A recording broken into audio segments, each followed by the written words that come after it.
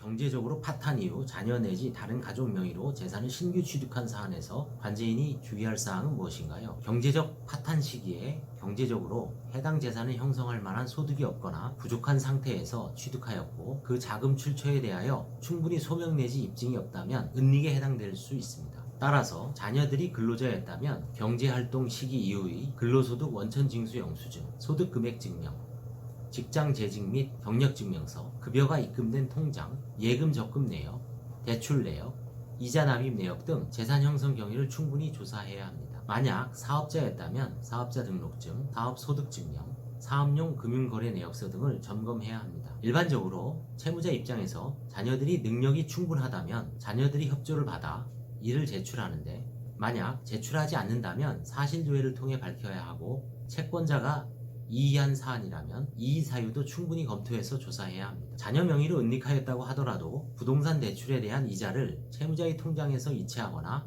조세 공과금을 부담하는 등의 흔적을 남기므로 자녀들이 협조를 얻지 않더라도 기본적인 자금 흐름만 파악하면 채무자 진술이 신빙성을 판단할 수 있습니다. 파상관제 경험상 26세 전에 남자 아들이 부동산을 취득하는 경우에는 명의신탁일 가능성이 농후하다는 점을 명심해야 합니다. 남자는 군 문제로 인하여 여자보다 경제활동 진입이 늦고 대부분 결혼 정년기에 주거자금을 부담해야 하므로 결혼 내지 고소득이 특별한 사정이 없는 한 이때에 취득한 부동산이 은닉 가능성이 실무상 딸보다 한가 사례의 빈도가 높습니다. 여자는 26세 전이라도 고등학교 재학 중 혹은 졸업 후에 성실히 직장생활을 통하여 형성된 예금 적금과 대출을 통하여 수천만원 내외의 소규모 빌라 정도는 취득하는 사례는 다수 있었습니다. 자녀들이 재산 취득 내역이 떳떳하다면 그 형성 경위에 대하여 상세하게 소명하는 사례가 대다수이므로 시간을 충분히 갖고 설득해야 합니다. 한편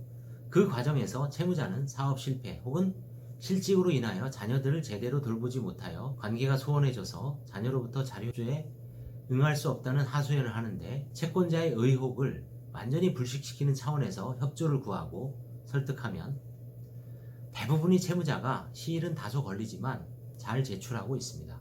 간혹 채무자들은 아들과 딸들에게 피해를 주지도 않을까라고 노심초사하면서 진술 자체를 꺼리는데 이제 파산면책 제도가 널리 알려져서 자녀의 능력이 충분히 소명된다면 관제인도 이를 한수하는 것은 법적으로 불가능하고 능력 있는 자녀를 둔 채무자는 오히려 소명이 훨씬 쉽다는 공감대가 확산되고 있습니다. 실무에서 문제된 사례로는 다음과 같은 유형의 사건이 있습니다. 채무자, 건축설계사가 증권 투자로 거액을 탕진하자 25세 된 딸 명의로 소규모 빌라를 보유하던 중 파산 신청하였으나 자녀의 주거 관계와 소득을 집중적으로 소명을 요구하자 은닉을 시인하여 자녀가 일정한 금원을 파산재단에 지급하는 취지의 화해계약을 체결하였습니다. 부동산 취득은 은닉이라고 하더라도 채무자가 자녀를 대신하여 이자를 납부할 만한 경제적 능력이 있어야 합니다. 부동산을 신규 취득하기보다는 임차보증금을 자녀 명의로 계약을 변경하거나 주거지를 옮겨 자녀 명의로 신규로 계약하는 사례가 빈번합니다. 지방에 소재하는 토지에 펜션을 신축하는 과정에서 토지가 경매되자 미등기 건물을 딸 명의로 보존등기하였는데 건물 신축 자금에 대하여 할머니가 도와주었다는 진술만 반복할 뿐 딸 명의로 보존등기한 이유를 설명하지 못하여 결국 은닉 외에는 달리 이를 설명할 수 없어 설득 후 화해 계약을 체결하고 배당한 사안이 있습니다. 부동산 매각 자금 중 일부를 자녀 명의로 경매 낙찰 시의 신규 자금으로 사용한 후 수년 동안 이자를 아들이 직장 생활을 통한 급여로 납입하였는데 수년 후 부동산의 경제적 가치가 상승하여 자녀를 설득 후 화해 계약을 체결하여 배당하였습니다. 연소한 자녀가 아닌 연로한 부모 명의로 임대차 보증금 형태로 은닉한 경우도 더러 발견되는데 이런 사안에서는 부모의 다른 경제적 능력, 질병 유무 등을 검토하여 환수 금액을 적정히 유지해야 하고 부모가 은닉 금액을 부담하기가 불가능한 경우에는 다소 우회적인 방법이기는 하나 다른 형제 자매를 설득하여 화해 계약을 체결하는 것도 가능하다고 봅니다. 채무자 및 배우자의 사고 보험금을 모아 만 20세 된 아들 명의로 최근 부동산 상승 지역인 제주도의 토지를 구입하고 자녀가 군 입대한 사례가 있는데 통상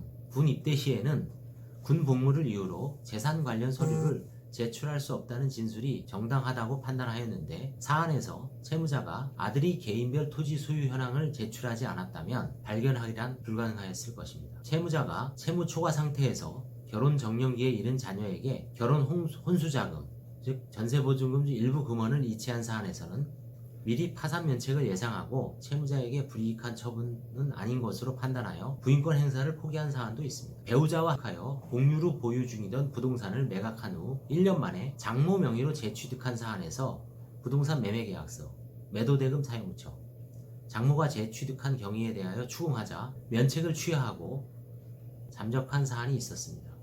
법원은 채무자가 면책을 취하하면 기타 종국으로 사건을 처리하므로 파산 채무자의 신분을 유지한 채로 법률상 당연복권 기간 10년이 지나야 갱생되므로 면책 취하는 채무자에 기하더라도 아주 가혹한 측면이 있으므로 면책 취하를 고려하는 채무자와 대리인에게 신중한 법률상 효과를 설명해야 할 필요가 있습니다. 아울러 파산 신청 절차 비용을 분할 납입하던 채무자가 자신이 취하 의사를 밝히지 않았음에도 품고 채무자의 면책 신청을 취하한 사례도 있으므로 발견 시 즉시 법원에 보고해야 합니다. 한편 파산 채무자 조사 과정에서 가족들이 재산 형성 경위를 밝히는 과정에서 자녀들이 사생활 침해 문제가 대두될 수도 있으므로 관제인은 이를 고려하여 적정히 조사 업무를 수행해야 합니다. 감사합니다.